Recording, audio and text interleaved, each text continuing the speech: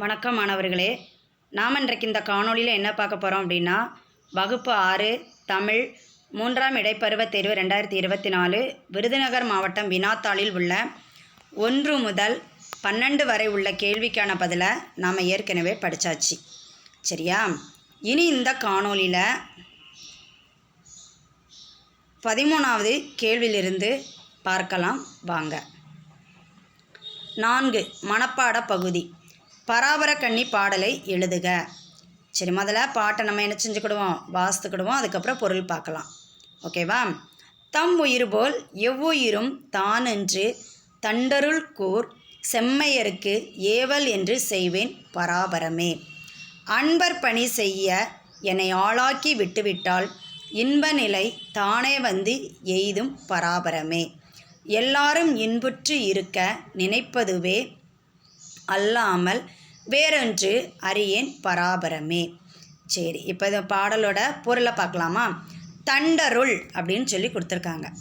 தண்டருள் அப்படின்னு சொன்னால் அதற்கு குளிர்ந்த கருணை. தண்டருள்னா என்னது? குளிர்ந்த கருணை. கூர் அப்படின்னு சொன்னால் மிகுதி, அதிகமாக இருக்குன்னு சொல்லுவோம்ல, அந்தது. அதுக்கடுத்து செம்மையருக்கு அப்படின்னு சொன்னால் சான்றோர்க்கு. ஏவல், ஏவல் அதுக்கடுத்து பணி, இது ரெண்டுக்கும் தொண்டு அல்லனா ஒரு வேலை அப்படின்னு சொல்லி பொருள். பராபரமே அப்படின்னா மேலான பொருள்.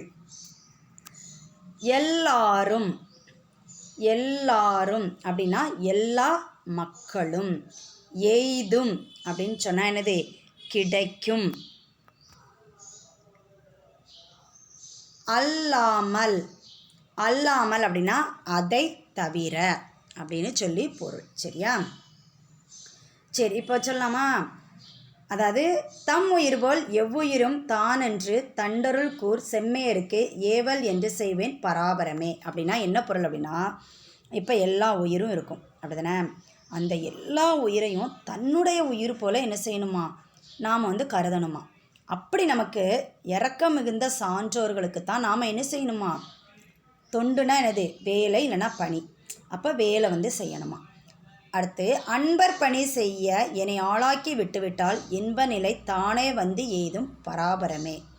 அன்பானவங்களுக்கு நம்ம வேலை செய்கிறவங்களா ஆகிட்டோம் அப்படின்னு சொன்னால் நமக்கு ஒரு மகிழ்ச்சியானது அதுவாக என்ன செஞ்சிருமா, நம்மக்கிட்ட சேர்ந்துருமா. எல்லாரும் இன்புற்று இருக்க நினைப்பதுவே அல்லாமல் வேறொன்று அறியேன் பராபரமே. எல்லாரும் என்ன செய்யணும்? மகிழ்ச்சியாக வாழணும். வேறு எதையுமே நான் என்ன செய்ய மாட்டேன், நினைக்க மாட்டேன் அப்படின்னு சொல்லி தாயுமானவங்க சொல்லியிருக்காங்க.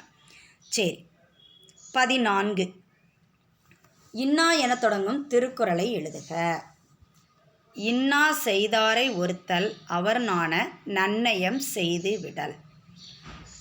இப்போ ஒருத்தங்க நமக்கு துன்பம் செஞ்சுக்கிட்டே இருக்காங்க. அப்போ அவங்களுக்கு நம்ம பதிலுக்கு என்ன செய்யக்கூடாது? துன்பம் செய்யக்கூடாது. அவங்களுக்கு நிறையா நன்மை என்ன செஞ்சுக்கிட்டே இருக்கணும். அப்போ அவங்க என்ன நினைப்பாங்க, நம்ம துன்பம் செஞ்சோம் ஆனால் அவங்க என்ன பண்ணுறாங்க, நமக்கு நன்மை செய்கிறாங்க அப்படின்னு தலை குனிஞ்சி வெக்கப்பட்டு போய் என்ன செய்வாங்களாம், நிற்பாங்களாம். இதுதான் நாம் அவங்களுக்கு கொடுக்கக்கூடிய மிகப்பெரிய தண்டனைக்குரிய வழி அப்படின்னு சொல்லி திருவள்ளுவர் சொல்கிறாங்க. சரி, இப்போ இந்த 2 பாட்டோட பொருளும் உங்களுக்கு புரிஞ்சிருக்கும் அப்படி தானே? சரி, அடுத்த கேள்விக்கான பதிலை நாம் அடுத்த காணொளியில் பார்ப்போம்.